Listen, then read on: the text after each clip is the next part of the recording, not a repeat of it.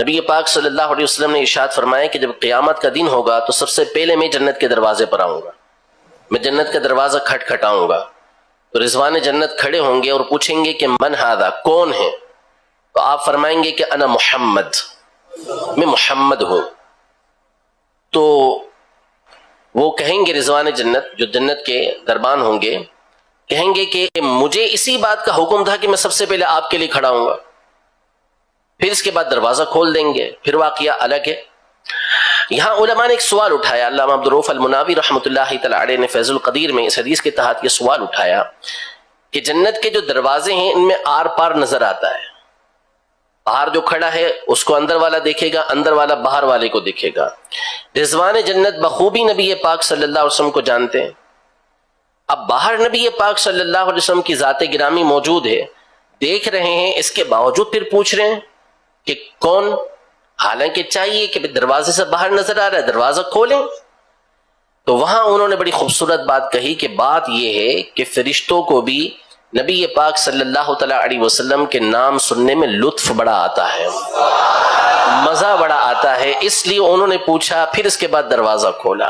لب پہ آ جاتا ہے جب نام چلا،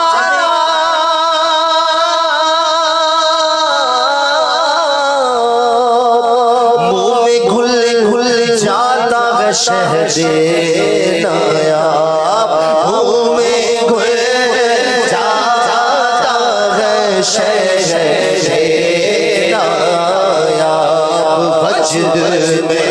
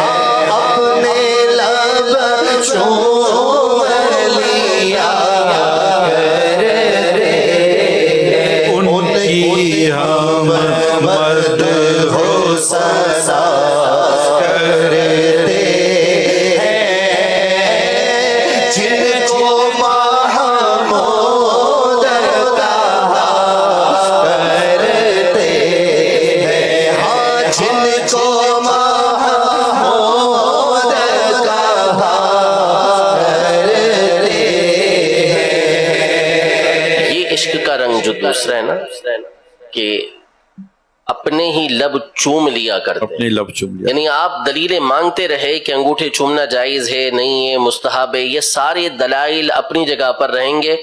نبی پاک صلی اللہ علیہ وسلم کی ذات گرامی کو اللہ نے نام ہی وہ پیارا دیا ہے کہ جب نام لیں گے خود بخود ہونٹ ایک دوسرے کو چوم لیں گے۔ اب مانگتے رہیں اس کے اوپر دلیل، دیتے رہیں اس کے اوپر دلیل۔ نبی پاک صلی اللہ علیہ وسلم کا مبارک نام ایسا ہے کہ چومنا تو پڑے گا ہی اس میں۔ نام محمد کتنا میٹھا میٹھا میٹھا